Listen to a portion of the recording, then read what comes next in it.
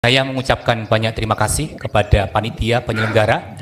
Saya juga mengucapkan banyak terima kasih kepada narasumber, Bapak Prof. Egi dan juga Ustadz Nababan, dan juga rekan saya, Bapak Muri, dan juga terlebih moderator, Bang Virus, gitu ya. Terima kasih banyak, dan juga peserta di tempat ini. Tentu dalam dialog kita ini memang mengangkat tema yang jelas, yaitu Tauhid dan Tritunggal. Dan saya dalam hal ini kembali ingin menegaskan dalam statement closing saya bahwa dalam kekristenan tidak mengajarkan bahwa ada 3 Allah, tapi satu Allah di dalam 3 pribadi. Mengapa hal ini diperlukan? Dalam konteks jelas dalam iman kami, dalam konteks bagaimana mengasihi dunia untuk menyelamatkan manusia yang berdosa. Dan oleh karena itulah mengapa hal ini menjadi penting di dalam iman kami, karena memang ini menjadi sebuah kebutuhan mutlak yang bisa tidak ditolak oleh dunia dan manusia yang telah jatuh ke dalam dosa.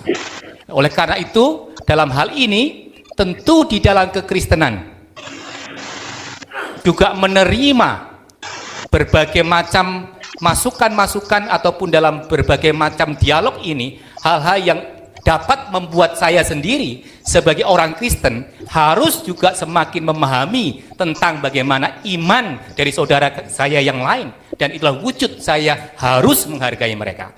Dan silahkan, karena itu memang juga iman dari kita yang memang dalam posisi yang berbeda, itu hal yang biasa. Tetapi yang perlu saya tegaskan dalam bagian ini, maka kiranya kita percaya sampai mengapa harus ada Allah yang menjadi manusia, karena sekali lagi supaya keadilan Allah dan juga kasih Allah itu tergenapi.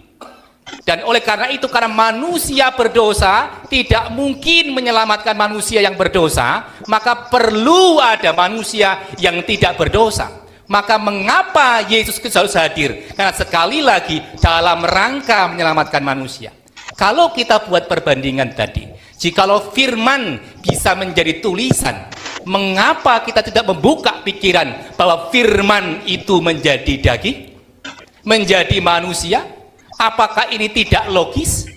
Apakah ini tidak ada sumber yang menjadi pembanding? Tentu ini menjadi hal yang penting untuk kita perhatikan. Dan bagian terakhir saya dalam closing statement ini, saya ingin membacakan satu bagian yang memang disampaikan oleh Lukas sebagai penulis 2 kitab, yaitu Injil Lukas dan juga Kisah Para Rasul, bahwa ketika ia meneliti dengan sungguh-sungguh tentang siapakah Yesus dan bagaimana Allah menyelamatkan manusia, maka Lukas menuliskan satu bagian di dalam Kisah Para Rasul, yaitu pasal yang ke-4 ayat yang ke-12, yang mengatakan begini: tidak ada keselamatan di dalam siapapun juga selain di dalam Dia, sebab di bawah kolong langit ini tidak ada nama lain yang diberikan kepada manusia yang olehnya kita dapat diselamatkan.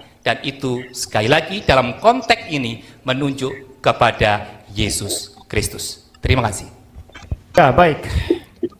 Pertama-tama dalam closing statement ini, saya ingin sedikit menanggapi seluruh perdebatan ini. Saya melihat memang ada hal-hal yang bagi saya tidak akademik ya di dalam debat ini, seperti istilah-istilah yang dipakai ya, menunjuk ke lawan debat dan mengatakan blow on atau bodoh. Bagi saya itu tidak ilmiah dan tidak akademik ya. Itu yang pertama. Lalu yang kedua, kalau saudara memperhatikan dengan jujur, tadi Profesor Egi mengatakan salah satunya itu jujur ya, adil jujur begitu ya. Kalau mau jujur, ini topiknya Tauhid dan Tritunggal. Yang paling banyak dibahas hanya Trinitas.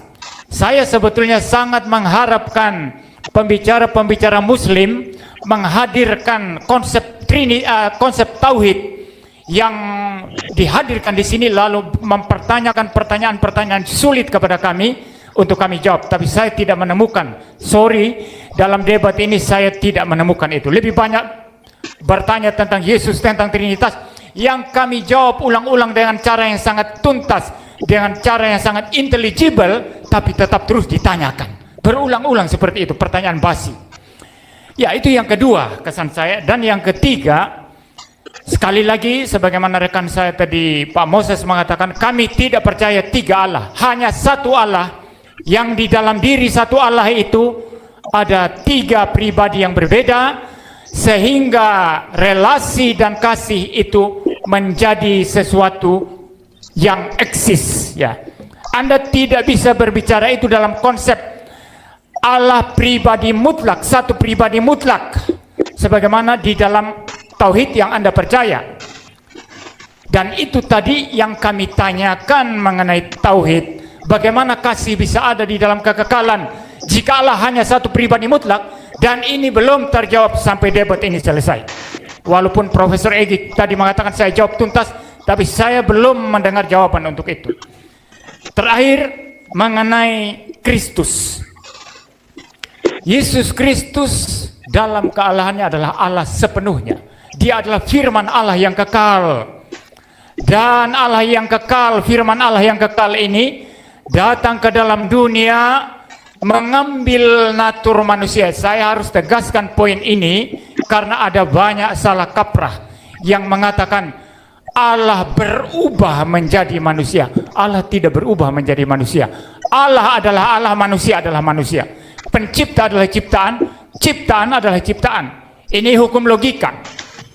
Nah, maka Allah itu pribadi kedua, Allah Tritunggal, tidak berubah menjadi manusia, tapi mengambil, mengadopsi natur manusia, menambahkan bagi dirinya natur manusia, sehingga mempunyai dua natur.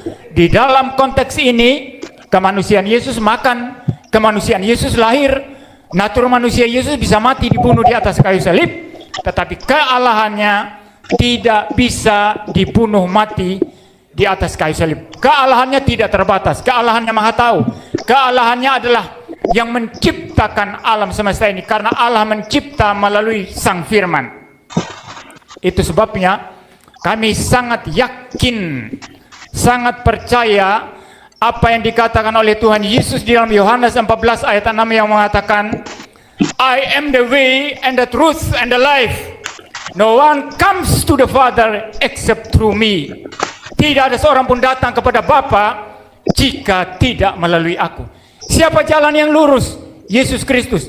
Siapa jalan satu-satunya kepada Bapa di surga? Yesus Kristus.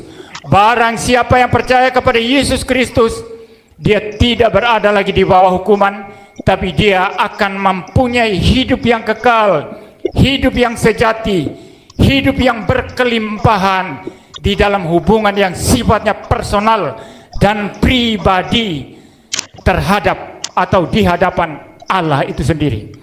Maka sebagai seorang pendeta Kristen, saya mengklaim iman Kristen yang sangat penting ini. Siapa percaya kepada Yesus Kristus pasti selamat, dan siapa yang menolak Yesus Kristus, Alkitab Kristen berkata, pasti binasa. Saya bicara sampai di sini.